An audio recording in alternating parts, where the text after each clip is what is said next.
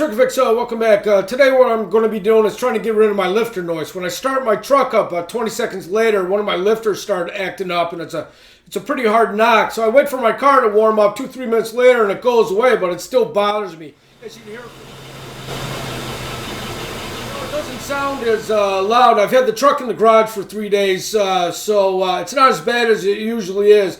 But it still bothers me. So what I'm going to do is I changed out my plugs, and as you can see, they don't look that bad. You know, there's no oil all over them. It's just basic wear, it looks like. I think it was about 1.5 years, 2 years ago I had changed those plugs. So thank God, you know, that's okay. My piston rings are okay. But Brian's Mobile One did a lifter internal engine cleaning with that B12. So I'm pretty much just going to duplicate that video with a little twist to it. I added some tubing into my vacuum, and I'm going to try and suck out the little pinholes out of my lifters through the lifter rods to see if that works, and then put B12 in it and then repeat the process a few times.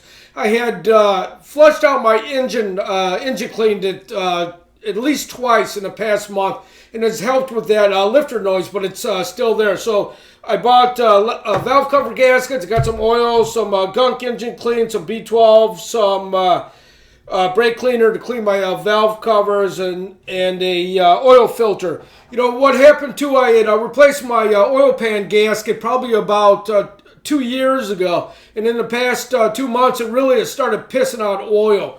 I think I had torqued it wrong. I had one of those old style torque wrenches, but Sears was having a sale, so I went out and bought this real nice digital torque wrench, 1/2 inch for I think it was $80. You know, normally it was 120. And as you can see, it does every measurement. All you gotta do is turn it on, turn it to whatever you want, and then you're all good to go. You don't have to figure that out, you know, on the booklet and stuff. So hopefully that will make it a lot easier, and I'll be able to get my torques correct. But I'm going to do this oil pan gasket in a different video because it takes a little bit longer, and if I make these videos too long, nobody watches them. All right, all right, so let me get the camera situated, and let's begin this project. Coil electrical connection here. You remove that blue thing, you lift up on this tab, and then you just pull it right out. And there you go. I went and disconnected all my spark plug wires here. Disconnect your vacuum to your brakes here. You'll want to get that out of the way. And then you take a 10mm wrench, and there's 5 screws holding this ignition coil bracket. And once you got the screws all loose, just take them, throw them in my bucket. Pick this up.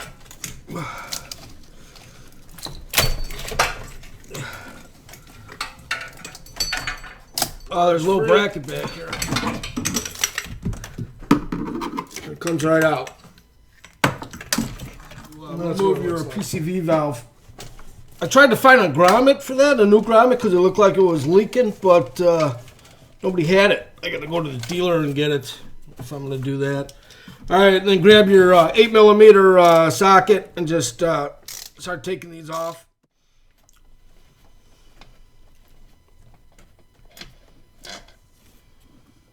See if this pulls right off. Oh, it does. Go up.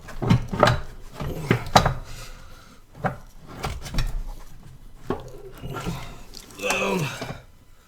There you go. Holy shit, is that dirty.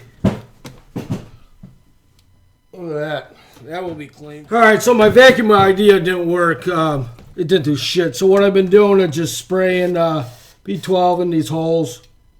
I don't want to put the little straw down there because I don't want that thing coming out. I have the cover soaking. I just spent about 1/2 hour cleaning it. So I'm going to take apart the other side and just continue to soak these. And then I'm going to wipe this down a little bit as well. Try to get rid of, you know, clean it up just as much. All right, well, I got this thing as clean as I think I could. I took a toothbrush and kind of scrubbed around on the inside a little bit and wiped it down. And then I cleaned up all the crap on the edge so the gasket will get a nice seal. I sprayed it down the holes probably about 4 or 5 times, and it's probably been soaking about an hour. I don't know if this is going to work. It's pretty filthy, but you know, it's worth a shot. I got the valve cover nice and clean. Underneath the breather here, the PCV valve breather, I really couldn't get to that, so I sprayed it, and it's been soaking for about an hour or so, but it's all good to go. I just put the gasket back on, and let's put this thing back together again. All right, I'm just going to pour a little bit of oil on this just to help it out a little bit so it doesn't have such a dry start.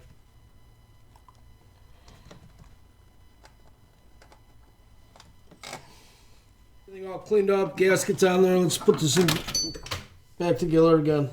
There goes the toothbrush. You know, I think I got the wrong torque wrench.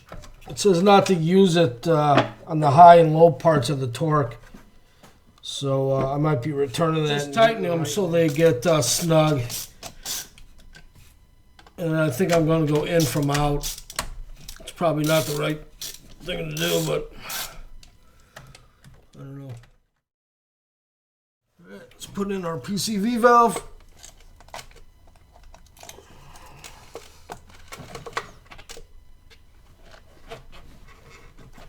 Oh, that fits nice and tight. That didn't do that before. Underneath here. Brake breather end. No, maybe it did.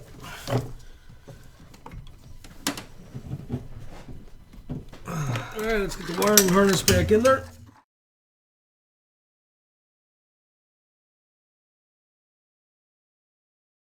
Alright, let's put our plugs back in. Let's hook up our electrical harness.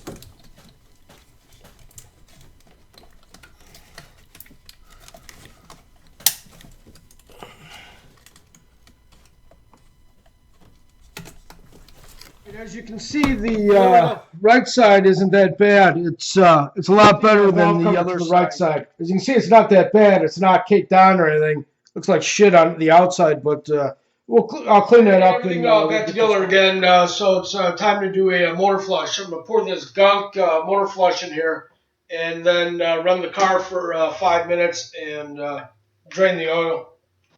Well, I opened up my garage so I wouldn't die of carbon monoxide poisoning. Looks like we got our first snowfall. I've been in the garage all day. I really didn't know it was snowing.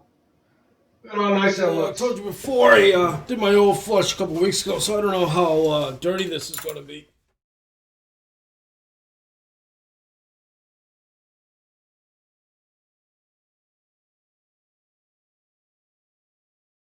I am seeing little chunks of deposits coming out right now.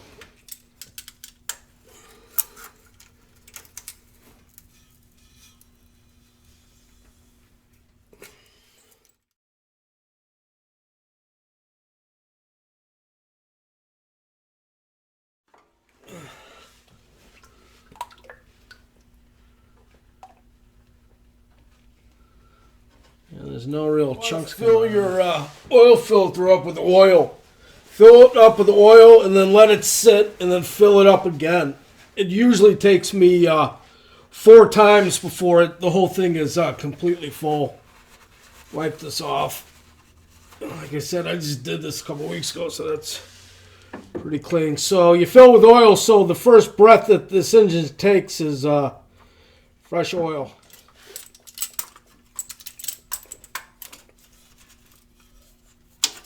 You don't want it tight, but you want it sleek, pretty snug. You know, I pulled off these little plates and looked up here to see if it was my rear seal, and it wasn't. It seemed clean.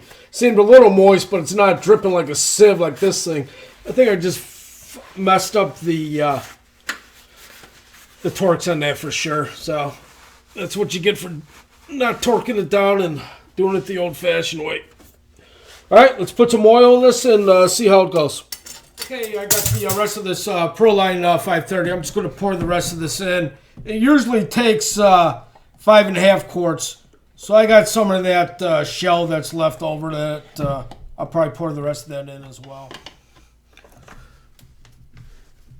All right, let's start this up and let's see what it sounds like.